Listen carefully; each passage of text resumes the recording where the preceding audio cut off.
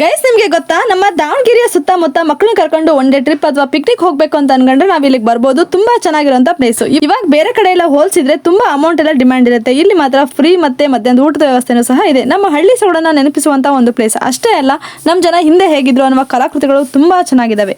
ನೋಡಿ ಎಷ್ಟೊಂದು ರಶ್ ಇದೆ, ಆದ್ರೂ ವೆಹಿಕಲ್ಸ್ ನಿಲ್ಸಕ್ ಮಾತ್ರ ತುಂಬಾ ಸ್ಪೇಸ್ ಇದೆ. ಇವಾಗ ನಾವು ಬಂದಾಗ ಜಾತ್ರೆ ಟೈಮು, ಅಂದ್ರೆ ಸಂತ ಸೇವಾಲಾಲ್ ಅವರು ಫೆಬ್ರವರಿ 14ರಲ್ಲಿ ಹುಟ್ಟಿದ್ರಂತೆ. ಹಾಗಾಗಿ ಅವತ್ತಿನ ದಿನದಿಂದ ಅಂದ್ರೆ ಒಂದು ವಾರದವರೆಗೂ ಇಲ್ಲಿ ದೊಡ್ಡ ಜಾತ್ರೆನ ಮಾಡ್ತಾರೆ. ಎಲ್ಲೆಲ್ಲಿ ಎಷ್ಟು ದೂರದಲ್ಲಿ ಇದ್ರು ಬಂಜಾರಾಸ್ ಎಲ್ಲರೂ ಇಲ್ಲಿ ಸೇರಿ ಒಂದು ಹಬ್ಬವನ್ನ ಮಾಡ್ತಾರೆ. ಗೈಸ್, ಖಂಡಿತವಾಗ್ಲೂ ಇವತ್ತಿನ ದಿನದ ವಿಡಿಯೋ ಇಷ್ಟ ಆಗುತ್ತೆ. ಪಾರ್ಟ್ ಬೈ ಪಾರ್ಟ್ ಅಂತೇಳಿ ನಾನೇನು ಮಾಡಿಲ್ಲ, ಸ್ವಲ್ಪ ಲೆಂತ್ ಆದ್ರೂ ಪರವಾಗಿಲ್ಲ ಅಂತೇಳಿ ಎಲ್ಲ ಡೀಟೇಲ್ಸ್ನ ಇಲ್ಲೇ ಶೇರ್ ಮಾಡ್ತಾ ಇದ್ದೀನಿ. ಸ್ಕಿಪ್ ಮಾಡದೆ ವಿಡಿಯೋನ ಪೂರ್ತಿಯಾಗಿ ನೋಡಿ, ಎಂಜಾಯ್ ಮಾಡಿ. ಹಲೋ ಫ್ರೆಂಡ್ಸ್, ನಮಸ್ತೆ, welcome back to my channel Spoorthi shine. ಎಲ್ಲರೂ ಹೇಗಿದ್ದೀರಾ? ಐ ಹೋಪ್ ಎಲ್ಲರೂ ಸೂಪರ್ ಆಗಿದ್ದೀರಾ ಅಂತ ಅನ್ಕೊಳ್ತೀವಿ. ಫ್ರೆಂಡ್ಸ್, ನಾವು ಇವತ್ತೊಂದು ಸ್ಪೆಷಲ್ ಆದಂತ ಒಂದು ಪ್ಲೇಸ್ಗೆ ಬಂದಿದೀವಿ. ನಾವು ಸುರಗಂಡನ ಕೊಪ್ಪ ಅಂದ್ರೆ ಬಾಯಾಗಡ ಅಂತಾನೂ ಸಹ ಕರೀತಾರೆ ಇದಕ್ಕೆ. ಬನ್ನಿ, ಒಳಗಡೆ ತುಂಬಾ ಚೆನ್ನಾಗಿದೆ, ಕಲಾಕೃತಿಗಳನ್ನ ಮಾಡಿದ್ದಾರೆ. ಟೂರಿಸ್ಟ್ ಪ್ಲೇಸ್ ಇದು, ಯಾವಾಗ ಬೇಕಾದ್ರೂ ಬರ್ಬೋದು ಇಲ್ಲಿಗೆ. ಮೈಂಡ್ ಫ್ರೆಶ್ ಆಗ್ಬೇಕು ಅಂತಂದ್ರೆ ಈ ಜಾಗಕ್ಕೆ ಬರ್ಬೋದು. ಗೈಸ್, ನೋಡ್ತಿದ್ದೀರಾ ಎಂಟ್ರೆನ್ಸ್ ಎಷ್ಟು ಸಖತ್ತಾಗಿ ಕಾಣ್ತಾ ಇದೆ ಅಲ್ವಾ? ಅಂದ್ರೆ ಆರ್ಚ್ ಒಂದು ಹುತ್ತದ ರೀತಿಯಲ್ಲಿ, ಅದರೊಳಗೆ ಮಂದಿರ ಅನ್ನೋ ತರ ಅಡವಿಯಲ್ಲಿ ಅಂದದ ಪ್ರಪಂಚ ಸೃಷ್ಟಿಯಾಗಿದೆ ಅನ್ನೋ ಹಾಗೆ ಕಾಣ್ತಾ ಇದೆ. ಬನ್ನಿ ಒಳಗಡೆ ಹೋಗೋಣ. ಫುಲ್ ಎಕ್ಸೈಟೆಡ್ ಆಗಿದ್ದೀನಿ ನಾನಂತೂ ನಿಮ್ ಜೊತೆ ಎಲ್ಲ ಶೇರ್ ಮಾಡ್ಕೊಳ್ಳಿಕ್ಕೆ. ಎಲ್ಲ ತೆಗಿತಾ ಇದ್ದಾರೆ. ನಾವು ಜಾತ್ರೆ ಕೊನೆ ದಿನ ಬಂದಿದ್ದು, ಹಾಗಾಗಿ ಒಳಗಡೆ ಬರ್ತಿದ್ದಂಗ್ಲೇ ನಮ್ಗೊಂದು ದೊಡ್ಡ ಆಲದ ಮರ, ನಿಜವಾಗ್ಲೂ ಆಲದ ಮರನೇ ಅನ್ನೋ ರೀತಿಯಲ್ಲಿ ಕಾಣಿಸುತ್ತೆ. ಅಷ್ಟು ನೈಸರ್ಗಿಕವಾಗಿರೋಂಥ ಒಂದು ಫೀಲ್ ಕೊಡುತ್ತೆ. ಮತ್ತು ಈ ಪುಟ್ಟ ಜೋಡಿ ನಮ್ಮನ್ನು ವೆಲ್ಕಮ್ ಮಾಡುತ್ತೆ. ಕ್ಯೂಟ್ ಅಲ್ವಾ?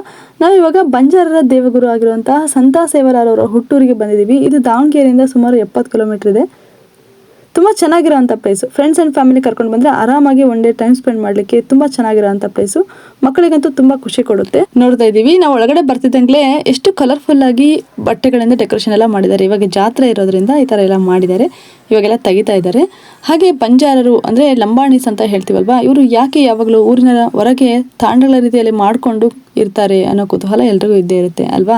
ಯಾಕಂದ್ರೆ ತುಂಬಾ ಹಿಂದೆ ಬ್ರಿಟಿಷರು ಇವರು ಕಟ್ಟುಮಸ್ತಾಗಿರೋದನ್ನ ನೋಡಿ ತುಂಬಾ ಅಪಾಯಕಾರಿ ಗಿರಿಜನ ಇವರು ಅಂತ ಹೇಳಿ ಕ್ರಿಮಿನಲ್ಗಳಾಗಿ ನೋಡ್ತಾ ಇದ್ರಂತೆ. ನ್ಯಾಯವಾಗಿರುವಂತವ್ರನ್ನು ಸಹ ಬ್ರಿಟಿಷರ ಪ್ರಭುತ್ವ ಇವರನ್ನ ಬಂಧಿಸಿ ಸೆರೆಮನೆಗೆ ತಳ್ತಾ ಇದ್ರಂತೆ. ಅಂದ್ರೆ ಬಂಧಿಸುವಾಗ ಇವರು ಇದ್ದಂತ ಪ್ರದೇಶಗಳಿಗೆ ನುಗ್ಗಿ ತುಂಬಾ ದಾಳಿ ಮಾಡ್ತಾ ಇದ್ರಂತೆ. ಇದರಿಂದ ತಪ್ಪಿಸ್ಕೊಳಕ್ಕೆ ಇವರು ಊರ್ ಹೊರಗೆ ಅಡವಿಗಳಲ್ಲಿ ಅಲ್ಲಲ್ಲಿ ತಾಂಡಗಳನ್ನಾಗಿ ಮಾಡ್ಕೊಂಡ್ರು ಅನ್ನೋದಿದೆ.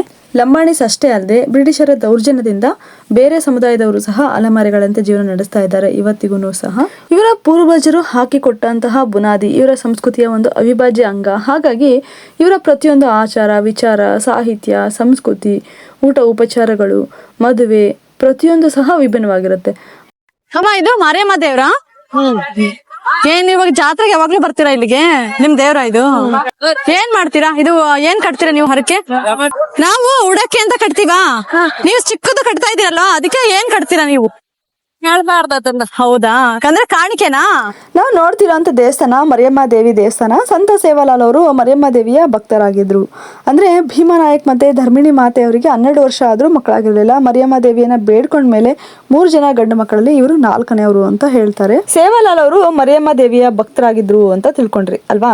ಆದ್ರೆ ಇವರ ಪ್ರಕಾರ ಅಂದ್ರೆ ಬಂಜಾರರ ನಂಬಿಕೆಯಲ್ಲಿ ಸೇವಾಲಾಲ್ ಮತ್ತೆ ಮರಿಯಮ್ಮ ದೇವಿಯ ಬಗ್ಗೆ ಒಂದು ಚಂದದ ಹಿಸ್ಟ್ರಿ ಇದೆ. ಅದು ಸಹ ಇವ್ರ ಬಾಯಿಂದಾನೆ ತಿಳ್ಕೊಳ್ಳೋಣ. ತುಂಬಾ ಚೆನ್ನಾಗಿರುತ್ತೆ ದೇವರ ಕಥೆಗಳು ಅಲ್ವಾ? ಇವಾಗ ಆ ತಾಯಿ ದರ್ಶನ ಮಾಡ್ಕೊಂಡ್ ಬರೋಣ ಬನ್ನಿ.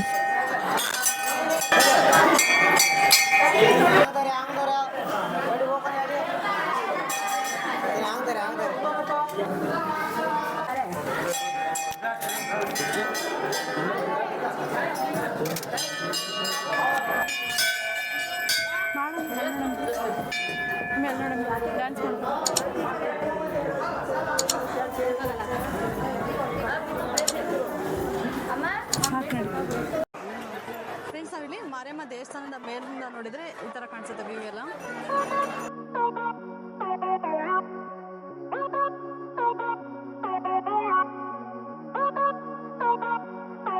ಬಂಜಾರರ ಜೀವನ ಶೈಲಿ, ಹಳ್ಳಿ ಸೊಗಡಿನ ಕಲಾಕೃತಿಗಳು ತುಂಬಾ ಚೆನ್ನಾಗಿದೆ ಇಲ್ಲಿ. ಅದರಲ್ಲೂ ಬಂಜಾರರ ಹೆಣ್ಣು ಮಕ್ಕಳ ವಸ್ತ್ರ ವಿನ್ಯಾಸ, ಕಸೂತಿ ಅದ್ಭುತವಾಗಿರುತ್ತೆ. ಭಾರತದ ಸಮಸ್ತ ಮಹಿಳೆಯರ ಉಡುಪಿಗಿಂತನೂ ಸಹ ಈ ಬಂಜಾರರ ವಸ್ತ್ರ ವಿನ್ಯಾಸ ತುಂಬಾ ಆಕರ್ಷಕ. ಇವರು ಧರಿಸುವಂತಹ ಉಡುಪು ಮತ್ತೆ ಆಭರಣಗಳು ಸಾವಿರಾರು ವರ್ಷಗಳ ಇತಿಹಾಸದ ವೈಭವದ ಸಂಕೇತ ಅಂತ ಹೇಳಿದ್ರೆ ತಪ್ಪಾಗಲ್ಲ. ಅವರು ಉಡುವಂತ ಡ್ರೆಸ್ಗಳು ಕಸೂತಿ ಇಲ್ಲದೆ ಹಾಕದೇ ಇಲ್ಲ. ಅಷ್ಟೇ ಅಲ್ಲ, ಅವ್ರ ಉಡುಪುಗಳಿಗೆ ಕಲಾತ್ಮಕವಾಗಿ ಚಂದವಾಗಿ ಗಾಜಿನ ತುಂಡುಗಳಿಂದ ಕಲರ್ ಬಟ್ಟೆ ದಾರ ಜೋಡಿಸಿ ಅವರೇ ರೆಡಿ ಮಾಡ್ಕೊಂಡು. ನೋಡ್ತಿದ್ದೀರಾ, ಅವ್ರು ಇವಾಗಲೇ ಹಬ್ಬನ ಮುಗಿಸ್ಕೊಂಡು ಊರಿಗೆ ಹೊರಡ್ಲಿಕ್ಕೆ ತಯಾರಾಗಿದ್ದಾರೆ. ನನ್ಗೇನೋ ಅವ್ರು ನೋಡಿದ್ರೆ ಒಂಥರ ಕುತೂಹಲ, ಏನೋ ಮಾತಾಡ್ಸ್ಬೇಕು, ಇವ್ರ ಹತ್ರ ತಿಳ್ಕೊಬೇಕು ಅಂತ ಅನ್ಸುತ್ತೆ. ಏನ್ ಹೇಳ್ತಾರೆ ನೋಡೋಣ ಬನ್ನಿ.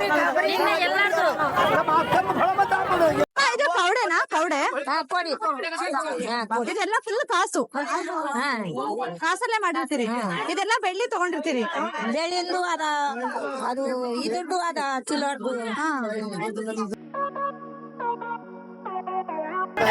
ಇದು ಏನು? ಇದು ಜಡೆ, ಇದು ಕೊಂಬಡಿ ಇರ್ತಾವಲ್ಲ, ಚಂದ ಕಾಣ್ತಾವ. ಇದು ಅಡ್ಜಡ ಅಂತ ಕೇಸಿ. ಚಿನ್ನು ಇಲ್ಲಿ ನೋಡು, ಚೆನ್ನಾಯ್ತಲ್ಲ. ನೋಡಿದ್ರಲ್ವಾ, ಲಂಬಾಣಿ ಹೆಣ್ಣು ಮಕ್ಕಳನ್ನ ಮಾತಾಡ್ಸಿದ್ವಿ. ಆದ್ರೂ ನನಗಿನ್ನೂ ಸ್ಯಾಟಿಸ್ಫ್ಯಾಕ್ಷನ್ ಆಗಿಲ್ಲ. ಪ್ರತಿಯೊಂದನ್ನು ತಿಳ್ಕೊಬೇಕು ಅನ್ನೋ ಒಂದು ಕುತೂಹಲ ಇದ್ದೇ ಇದೆ. ಇವಾಗ ಇಲ್ಲಿ ಊಟದ ವ್ಯವಸ್ಥೆ ಇತ್ತು, ಹಾಗಾಗಿ ಇಲ್ಲಿ ಊಟ ಮಾಡೋಣ ಅಂತ ಬಂದಿದ್ದೀವಿ. ಅಂದ್ರೆ ಡೈಲಿ ಇರುತ್ತಾ ಏನು ಅಂತೆಲ್ಲ ವಿಚಾರಿಸ್ತಾ ಇದೆ. ಹೌದು, ಡೈಲಿ ಊಟದ ವ್ಯವಸ್ಥೆ ಇದೆ ಅಂತ ಇಲ್ಲಿ. ಆಮೇಲೆ ಇವರು ಎಲ್ಲಿಂದ ಬಂದಿರೋದು ಎಲ್ಲ ಕೇಳ್ತಾ ಇದೆ. ಬಂಜಾರರು ಎಷ್ಟೇ ದೂರ ಇದ್ರೂ ಸಹ ಈ ಹಬ್ಬದಲ್ಲಿ ಎಲ್ಲರೂ ಸೇರ್ತಾರಂತೆ. ಅದೊಂಥರ ಚೆನ್ನಾಗಿ ಅನಿಸುತ್ತೆ ನನಗೆ ಕೇಳಕ್ಕೆ. ವೇಸ್ಟ್ ಮಾಡ್ಬೇಡ್ರಿ, ಸ್ವಲ್ಪ ಹಾಕ್ರಿ ಪಾಯಸ. Thank you. ಅಬ್ಬಾ ಚಿನ್ನಿ ಸುರಿದು ಬಿಟ್ರು. ಇಬ್ರು ಇದ್ರಾಗೆ ನಾವು ಮಾತಾಡಿದ್ರೆ ನಮಗೆ ತಮಾಷೆಯಾಗಿ ಇಮಿಟೇಟ್ ಮಾಡಿ ಹೇಳ್ತಾ ಇದ್ರು. ಇಷ್ಟು ಅಷ್ಟು ಅಂತ ಹೇಳ್ತಿರಲ್ವಾ, ಹಿಂಗೆ ಊಟ ಮಾಡಬೇಕು, ಜಾಸ್ತಿ ಊಟ ಮಾಡಬೇಕು ಅಂತೆಲ್ಲ ಹೇಳ್ತಾ ಇದ್ರು. ಚೆನ್ನಾಗಿತ್ತು. ಅನ್ನ, ಸಾಂಬಾರು, ಪಾಯಸ ಯೆಲ್ಲೋ ಕಲರ್ ಇತ್ತು. ಅದು ಸಹ ತುಂಬ ಚೆನ್ನಾಗಿತ್ತು. ಯಾವುದು ಅಂತ ಗೊತ್ತಾಗ್ಲಿಲ್ಲ ನನಗೆ.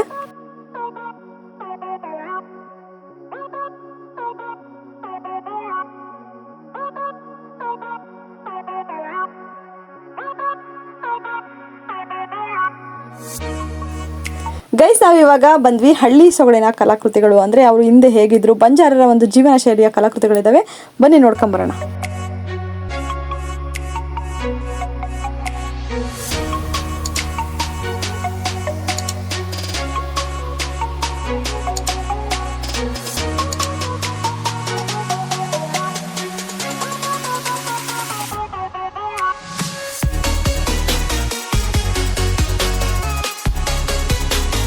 ನಿಮಗೆ ಗೊತ್ತಿರೋ ಹಾಗೆ ಅವ್ರ ಬಟ್ಟೆ ಆಯಿತು, ಅವ್ರ ಒಡವೆಗಳು ಆಯಿತು, ಏನೋ ಒಂಥರ ಅಟ್ರಾಕ್ಷನ್ ಅಂತಲೇ ಹೇಳ್ಬೋದು. ಅದ್ರ ಬಗ್ಗೆ ತಿಳ್ಕೊಬೇಕನ್ನೋ ಕ್ಯೂರಿಯಾಸಿಟಿ ಅಂತೂ ಇದ್ದೇ ಇದೆ. ಇಲ್ಲಿ ರುಕ್ಮಿಣಿ ಅಂತ ಇದ್ದಾರೆ, ಅವರು ತುಂಬ ಚೆನ್ನಾಗಿ ಹೇಳಿದರು. ಅವರು ಹಾಕುವಂಥ ಒಡವೆಗಳ ಬಗ್ಗೆ, ಬಟ್ಟೆಗಳ ಬಗ್ಗೆ ಪ್ರತಿಯೊಂದನ್ನು ಹೇಳ್ತಾರೆ. ಕೇಳೋಕ್ಕೆ ಎಷ್ಟು ಇಂಟ್ರೆಸ್ಟ್ ಬರುತ್ತೆ. ಬನ್ನಿ ಅವ್ರು ಏನು ಹೇಳ್ತಾರೆ ಕೇಳೋಣ. ಇದನ್ನ ಗಂಡ ಮಾಡ್ಕೊಂಡಿದ್ರೆ ಹಾಕೋತಾರೆ. ಇದು ಮದ್ವೆ ಆದ್ಮೇಲೆ ಆಮೇಲೆ ಇದು ಹೌದು, ಅದ್ ನಮ್ಮ ಮಂದಿಲೆ ಗುಗ್ರಿ ಅಂತಾರ. ಅದಕ್ಕೆ ಗುಗ್ರಿ ಚೋಟ್ಲ ಇದ ಮತ್ತ ತಾಳಿ ಆತ. ಇದು ಹಾರ ನಮ್ದು ಆಚಳಿ ಪೆಟ್ಯ, ಇದು ಪೆಟ್ಯ. ಇದ ಗಂಡ ಆದ್ಮೇಲೆ ಇದು ಗಂಡನ್ ತಾಳಿ. ಅವಾಗ ಅದು ಮೊದಲು ಅದನ್ನ ಹಾಕ್ತಿದ್ರ ನಮ್ಗೆಲ್ಲ. ಆಮೇಲೆ ಇವೆಲ್ಲ ಅದ್ರ ಸುತ್ತ ಅದು ತಾಳಿ. ಅದು ಹೌದು, ಆದ್ರೆ ಗಂಡನ ಹೆಸರ ಮೇಲೆ ಇದು ಹೌದು. ಇದು ಇದು ಇದು ಇದು ಕಾಲುಂಗ್ರ ಅವೆಲ್ಲ ಹಾಕೊಳ್ಳೋದು. ಅವೆಲ್ಲ ನಮ್ಮಂತ ಬಂದಾರ ಕಿತ್ ಹೋಗಿದ್ ಹೋಗ್ಬಿಟ್ಟಾರ, ತೆಗ್ದಿದ್ದಾರೆ. ವಂಶ ಪರಂಪರೆಯಿಂದ ಬರ್ತೈತೆ ಅಂತೇನೋ ಅಂತಾರಲ್ಲ. ಇದು ಮತ್ತ ಯಾರು ಹಾಕೋದಿಲ್ಲ, ಬಂಜಾರ ಅಷ್ಟೇ. ಗೈಸ್, ನಾವು ಈ ತರ ಟೂರಿಸ್ಟ್ ಪ್ಲೇಸ್ಗೆಲ್ಲ ಹೋದಾಗ ಯಾವುದೇ ಕಲಾಕೃತಿಗಳನ್ನಾಗ್ಲಿ ಮುಟ್ಟಿ ನಾವು ಹಾಳು ಮಾಡಬಾರ್ದು. ದೂರದಿಂದ ನೋಡಿ ಸಂಭ್ರಮಿಸಿ ಎಲ್ಲ ನೋಡ್ಕೊಂಡು ಇಲ್ಲಿ ಊಟ ಇರುತ್ತೆ, ಊಟ ಮಾಡ್ಕೊಂಡು ಆರಾಮ್ಸೆ ಹೋಗ್ಬೋದು. ಟೈಮ್ ಸ್ಪೆಂಡ್ ಮಾಡಕ್ಕೆ ಒಂದು ಒಳ್ಳೆ ಪ್ಲೇಸ್ ಅಂತ ಹೇಳ್ಬೋದು. ಅವ್ರದ್ದೆಲ್ಲ ಇಲ್ಲಿ ಎಷ್ಟು ಚೆನ್ನಾಗಿ ಕೆತ್ತನೆಗಳನ್ನ ಮಾಡಿದ್ದಾರೆ ಅಂತ. ನೀವು ಅಗಡಿ ತೋಟದಲ್ಲಿ ನೋಡಿರ್ತೀರಾ, ಮತ್ತೆ ನಮ್ಮ ದಾವಣಗೆರೆಯಲ್ಲಿ ಥೀಮ್ ಪಾರ್ಕ್ ಅಲ್ಲಿ ನೋಡಿರ್ತೀರಾ. ಅದೇ ತರ ಇಲ್ಲಿ ಅವರ ಒಂದು ತಾಂಡದ ರೀತಿಯಲ್ಲಿ ಎಷ್ಟು ಚೆನ್ನಾಗಿ ಕಲಾಕೃತಿಗಳನ್ನ ಮಾಡಿದ್ದಾರೆ. ತುಂಬಾ ಚೆನ್ನಾಗಿದೆ. ಇವಾಗ ಇಲ್ಲಿ ಅವ್ರ ಬಗ್ಗೆ ಹೇಳಿದ್ರು. ಲಂಬಾಣಿ ಡ್ರೆಸ್ ಎಲ್ಲ ನೋಡಿರ್ತೀರಲ್ವಾ, ಆ ಡ್ರೆಸ್ ಬಗ್ಗೆ ಒಂದು ಸಂಪ್ರದಾಯ ಇದೆ. ಅದನ್ನ ಯಾವಾಗ ಹಾಕೊಂತಾರೆ ಏನು ಅಂತ ಅವ್ರು ಇವಾಗ ಒಂದು ಸಾಂಗ್ ಸಹ ಹೇಳ್ತಾರಂತೆ ಅವ್ರದ್ದು, ಲಂಬಾಣಿಸ್ತು. ಕೇಳೋಣ ಬನ್ನಿ. ತುಂಬಾ ಚೆನ್ನಾಗಿರುತ್ತಲ್ವಾ, ಅದೆಲ್ಲ ನಾವು ತುಂಬಾ ಹಿಂದೆ ಕೇಳಿರೋ ನೆನಪಿದೆ. ಇವಾಗ ಅವ್ರು ಹೇಳ್ತಿದ್ದಾರೆ, ಅದು ನನ್ಗೆ ತುಂಬಾ ಇಷ್ಟ ಆಯ್ತು. ಅದನ್ನ ಕ್ಲಿಪ್ಪಿಂಗ್ ತಗೊಳ್ಳೋಣ ಅಂತ ಅನ್ಕೊಂಡಿದೀನಿ. ಬನ್ನಿ ಕೇಳೋಣ, ನೋಡೋಣ ಹೆಂಗ್ ಹೇಳ್ತಾರೆ ಅಂತ ಹೇಳಿ. ಸಾರಿ ಸೋನೆರೋ ಸೆಗೆರು ಪೇರೋ, ಸಾರಿ ಸೋನೆರೋ ಸೆಗೆರು ಪೇರೋ, ಮೇರಿ ಯಾರೋ ಬಗೆಲೋ ಸಾರಿ ಸೋನೆರೋ. ಈಗ ನಮ್ ಸೇವಾಬಾಯ ಕುಂತಾನಲ್ಲ, ನೀ ಎದ್ರದ ಏನ್ ನಿನಗ್ ಚಂದ ಕಾಣ್ತೈತಿ ಅಂತ ಹೇಳಿ ನಾವ್ ಹೇಳಿದ್ವಿ. ಈಗ ಅದ ಪಾಗಡಿ ಸುತ್ತುದ್ ಅಂತ ಹೇಳಿ ಐತಿ. ಅದ ಶಿವಬಾಯಿ ಅಂದಾತ ಮತ್ ಮರ್ಯಾಮ ಕುಂತಾಳಲ್ಲ ಅದ ಹಸರ ಸೀರೆ ಹಾಕೋತಾಳ ಹಸರ್ ಸೀರಿದ್ರಂಗ ಐತೆ ಅಂತ ಹೇಳೋದು ಹಂಗರ್ಥ ಅದ ಅದು ನಿಮ್ಮ ದೇವ್ರದ್ದು ಏನೈತೆ ಅದನ್ನ ಹೇಳಿದ್ರೆ ಹೇಳಿದ್ವಿ ನಾವು ಥ್ಯಾಂಕ್ಸ್ ತುಂಬಾ ಚೆನ್ನಾಗಿದೆ ಇವಾಗೆಲ್ಲ ನೋಡಿದ್ರಲ್ವಾ ಆ ಕಡೆಯಿಂದ ಓಪನಿಂಗ್ ಐತೆ ಈ ಕಡೆಯಿಂದನೂ ಐತೆ ಈ ಕಡೆಯಿಂದ ಹೋದವ್ರು ಆ ಕಡೆಯಿಂದ ಬರ್ಬೋದು ಆ ಕಡೆಯಿಂದ ಬಂದವ್ರು ಈ ಕಡೆಯಿಂದ ಬರ್ಬೋದು ಹಿಂಗೈತೆ ಇವಾಗ ಹಬ್ಬ ಅಂತೇಳಿ ಅಲ್ಲಿ ಹಿಂದೆ ಇಟ್ಟಿದ್ರು ಅನ್ನ ದಾಸೋಹ ನೋಡ್ರಿ ಇವರೆಲ್ಲ ಅಲ್ಲಿ ಊಟ ಮಾಡ್ಕೊಂಡು ಬರ್ತಾ ಇದಾರೆ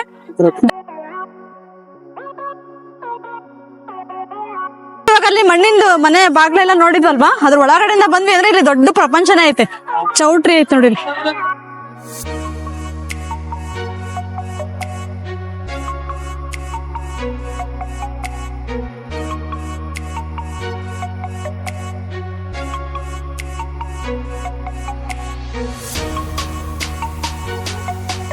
ನಾವ್ ಇವಾಗ ನೋಡ್ತಾ ಇರೋದು ಸಂತ ಸೇವಾಲಾಲ್ ಅವರ ದೇವಸ್ಥಾನ. ಅಂದ್ರೆ ಹಿಂದ್ಗಡೆಯಿಂದ ನೋಡ್ತಾ ಇದೀವಿ, ಮುಂದೆಯಿಂದನೂ ಹೋಗೋದು. ಹಿಂದ್ಗಡೆಯಿಂದ ಹೋಗೋದಿಲ್ಲ ದೇವಸ್ಥಾನಕ್ಕೆ, ಮುಂದ್ಗಡೆಯಿಂದ ಹೋಗೋದು. ನಾವು ಹಿಂದ್ಗಡೆ ಅಂದ್ರೆ ಒಂಥರ ಪಾರ್ಕ್ ತರ ಮಾಡಿದ್ದಾರೆ, ತುಂಬಾ ಚೆನ್ನಾಗಿದೆ. ಮಕ್ಕಳೆಲ್ಲ ಆಟ ಆಡ್ಲಿಕ್ಕಾಗ್ಲಿ ಕೂತ್ಕೊಳಕ್ಕಾಗ್ಲಿ ಬಹಳ ಚೆನ್ನಾಗಿ ಮಾಡಿದ್ದಾರೆ, ಕಟ್ಟೆ ತರ ಎಲ್ಲಾನು.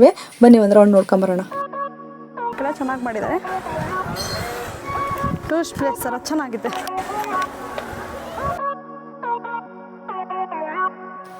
ನೋಡಿ, ನಾವು ಇವಾಗ ಇಲ್ಲಿ ಕುದುರೆಯನ್ನ ನೋಡ್ತಿದೀವಿ. ಸಂತ ಸೇವಾಲಾಲ್ ಅವರು ಕುದುರೆ ಮೇಲೆ ಸಂಚಾರವನ್ನ ಮಾಡ್ತಾ ಇದ್ರು. ಅವರ ಜನ ಎಲ್ಲೆಲ್ಲಿ ದಾರಿಯನ್ನ ತಪ್ತಾ ಇದಾರೆ ಅಲ್ಲೆಲ್ಲ ಹೋಗಿ ಒಂದು ಒಳ್ಳೆಯ ಮಾರ್ಗದರ್ಶನವನ್ನ ನೀಡ್ತಾ ಇದ್ರು. ಹಾಗೆ ತುಂಬಾ ಪವಾಡಗಳನ್ನು ಸಹ ಮಾಡ್ತಾ ಇದ್ರು, ಅದನ್ನು ಸಹ ತಿಳ್ಕೊಳ್ಳೋಣ. ಹಾಗಾಗಿನೇ ಅವರಿಗೆ ಮಹಾನ್ ಸಂತರು ಅಂತ ಹೇಳೋದು. ವಾವ್, ನೋಡ್ತಾ ಇದೀರಲ್ವಾ ಎಷ್ಟು ಚೆನ್ನಾಗಿದೆ. ಇಲ್ಲಿ ಸಣ್ಣದಾಗಿ ಒಂದು ಕೊಳನ ಮಾಡಿದ್ದಾರೆ. ಇದೆಲ್ಲ ನೋಡ್ತಾ ಇದ್ರೆ ಒಂಥರ ಪ್ರಕೃತಿ ಸೌಂದರ್ಯನ ಸವಿಯೋಕ್ಕೆ ಒಂದು ಅಷ್ಟು ಖುಷಿ ಅನ್ಸುತ್ತೆ. ನನಗಂತೂ ತುಂಬಾ ಇಷ್ಟ ಆಯ್ತು ಈ ಪ್ಲೇಸು. ನಾವೆಲ್ಲೆಲ್ಲೋ ಹೋಗ್ತೀವಿ ನೋಡ್ಲಿಕ್ಕೆ, ಇಲ್ಲೇ ಪಕ್ಕದಲ್ಲೇ ಇಂಥ ಒಂದು ಸುಂದರವಾದಂಥ ಒಂದು ಪ್ರಪಂಚನ ಇಟ್ಕೊಂಡು ಅಲ್ವಾ.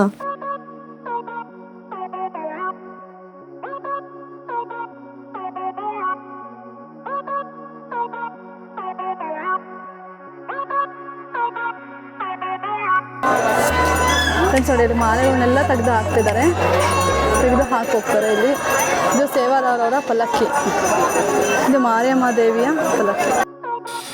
ಮರಿಯಮ್ಮ ದೇವಿಯ ಭಕ್ತರು ಸೇವಾಲಾಲ್ ಅವರು ಅಂತ ತಿಳ್ಕೊಂಡ್ವಿ. ಆದ್ರೆ ಈ ಬಂಜಾರರ ಪ್ರಕಾರ ಇವರ ಒಂದು ಹಿಸ್ಟ್ರಿ ಬೇರೆ ತರ ಇದೆ. ಅದನ್ನ ಯಾವ ರೀತಿ ಇದೆ ಎಲ್ಲ ತಿಳ್ಕೊಳ್ಳೋಣ ಬನ್ನಿ. ಇಲ್ಲಿ ಯಜಮಾನ್ರಿದ್ದಾರೆ, ಅವ್ರು ಹೇಳ್ತಾರೆ. ಹೆಸರು? ನಮ್ಮ ಹೆಸರು ಚಂದ್ರನಾಯ್ಕ ಅಂತ. ಎಷ್ಟು ವರ್ಷ ಇದು? ಎಷ್ಟು ವರ್ಷ ಆಯ್ತು ದೇವಸ್ಥಾನ ಇದು ಆಗಿ? 1998ರಲ್ಲಿ ಸ್ಥಾಪನೆ ಮಾಡಿರೋದು. ಅಂದ್ರೆ ಇದು ಸೇವಾಲಾಲ್ ಮತ್ತೆ ಮಾರಿಯಮ್ಮ ದೇವಸ್ಥಾನ ಎರಡು ಒಟ್ಟಿಗೆ. ಇಲ್ಲಿ ಚಿಕ್ಕಬಳ್ಳಾಪುರ ದೊರತಂಡ ಅಂತ, ಆಮೇಲೆ ಗಂಟ್ಯಾಪುರ, ಉಜ್ಜನಿಪುರ, ಹರೇಹಳ್ಳಿ, ಮಿಯಾಪುರ ಒಂದ್ 8-10 ಊರು ಸೇರಿ ಇಲ್ಲಿ ಜಾಗವನ್ನು ಗುರುತಿಸಿ ಇಲ್ಲೇ ಸೇವಾಲಾಲ್ ಜನ್ಮ ಸಾಳಿರೋದು ಅಂತ ನೋಡಿ ಸೇವಾಲಾಲ್ ಮತ್ತು ಮರಿಯಮ್ಮನ ದೇವಸ್ಥಾನ ಏಕಕಾಲದಲ್ಲಿ 1998 ಇಸ್ವಿಯಲ್ಲಿ ಪ್ರತಿಷ್ಠಾಪನೆ ಮಾಡಿದ್ದಾರೆ. ಇದು ಸೇವಾಲಾಲ್ ಜನ್ಮಸ್ಥಳನ? ಇದನ್ನ ಬಾಯಗಡ ಅಂತಾರೆ. ಬಾಯಗಡ ಅಂತ ಕರೀತಾರೆ. ಇದು ಸುರಗೊಂಡನ ಕೊಪ್ಪ ಅಂತಾರಲ್ಲ, ಅದು ಸುರಗೊಂಡನ ಕೊಪ್ಪ. ಇದು 1 ಕಿಲೋಮೀಟರ್ ಆಗುತ್ತೆ. ಇದು 14ನೇ ತಾರೀಕು ಸೇವಾಲಾಲ್ ಅವರ ಜಯಂತಿ. ಆ ದಿನದಂದು ಈ ಸೇವಾಲಾಲ್ ಜನ್ಮಸ್ಥ ದಿನನೇ ಜಾತ್ರೆ ನಡಿಬೇಕಂತ ಜಾತ್ರೆ ಮಾಡ್ತಿದ್ದಾರೆ. ಈಗ ಸೇವಾಲಾಲ್ ಅವರು ಬ್ರಹ್ಮಚಾರಿಗಳು.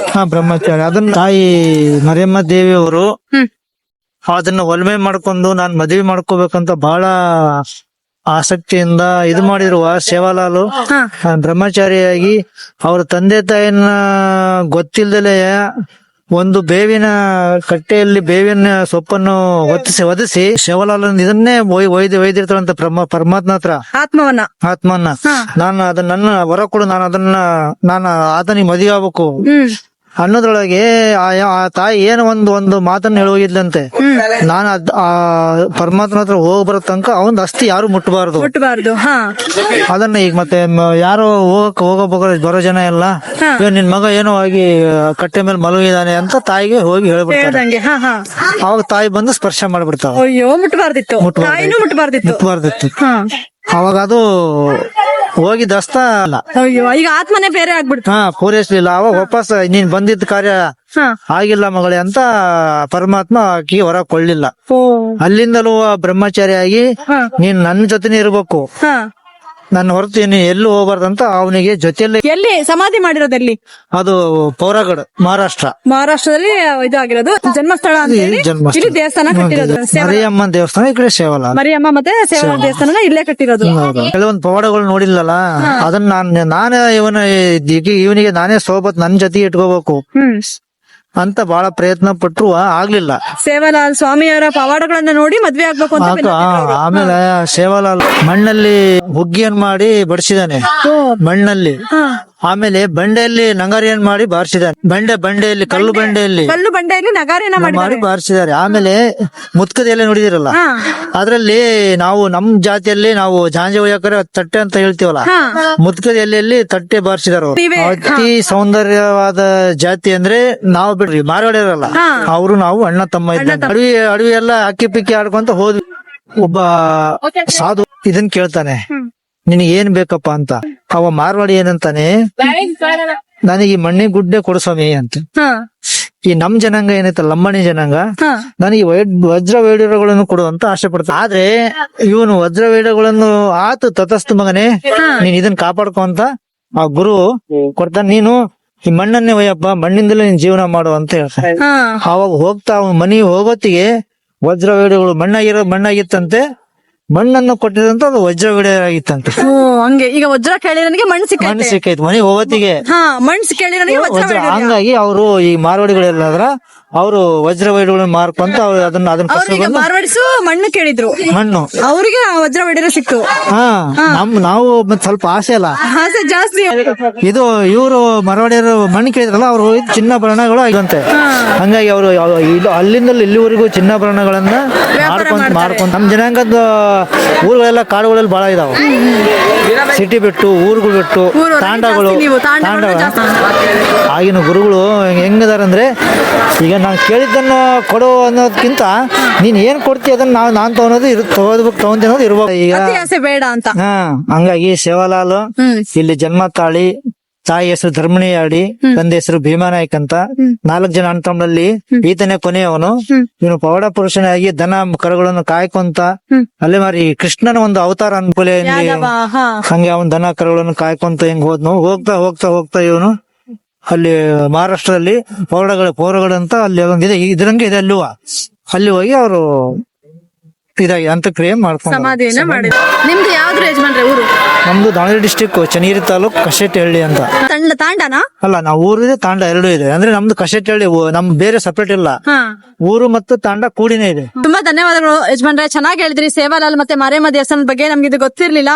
ಆಮೇಲೆ ಆಲ್ಮೋಸ್ಟ್ ಜನಗಳಿಗೆ ಗೊತ್ತಿರಲ್ಲ, ಇದೊಂಥರ ಚೆನ್ನಾಗಿ ಟೂರಿಸ್ಟ್ ಪ್ಲೇಸ್ ತರ ಚೆನ್ನಾಗಿ ಮಾಡಿದ್ದಾರೆ. ಈಗ ದೇವಸ್ಥಾನ ಓಪನ್ ಇಲ್ಲ ಅಂದ್ರೂ ಈಗ ಪಾರ್ಕ್ ಓಪನ್ ಇರುತ್ತೆ, ಎಲ್ಲ ಓಪನ್ ಇರುತ್ತೆ, ಯಾವಾಗ ಬೇಕಾದ್ರೂ ಬರಬಹುದು. ಎಲ್ಲ ಅಲ್ಲಿ ಯಾತ್ರಿಕರು ನೋಡಕ್ ಪ್ಲೇಸ್ ಗಳು ಇದಾವೆ. ನಾವ್ ಇವಾಗ ಮಾರಿಯಮ್ಮ ದೇವಸ್ಥಾನಕ್ಕೆ ಹೋಗ್ಬಂದ್ವಿ, ಇವಾಗ ಸೇವಾಲಾಲ್ ದೇವಸ್ಥಾನಕ್ಕೆ ಹೋಗ್ತಾ ಇದೀವಿ. ಬನ್ನಿ ಹೋಗ್ಬರೋಣ.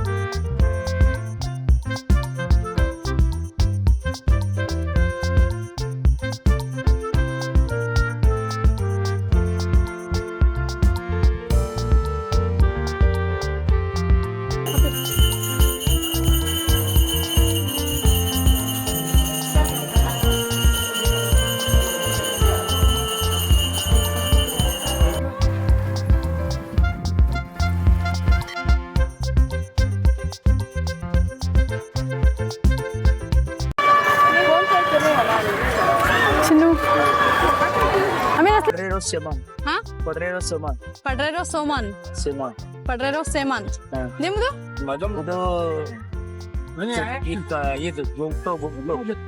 ಹಿಂಗೆ ಹೋಗೋದ್ ನಡೆಯ ಫ್ರೆಂಡ್ಸ್. ಈ ಕಡೆಯಿಂದ ಆ ಕಡೆಯಿಂದ ಹೋಗಿದ್ವಿ ಫ್ರೆಂಡ್ಸ್. ಆ ಕಡೆಯಿಂದ ಹೋದ್ವಿ, ಈ ಕಡೆಯಿಂದ ಆ ಕಡೆಯಿಂದ ಎಂಟ್ರೆನ್ಸ್, ಈ ಕಡೆಯಿಂದ ಎಕ್ಸಿಟ್.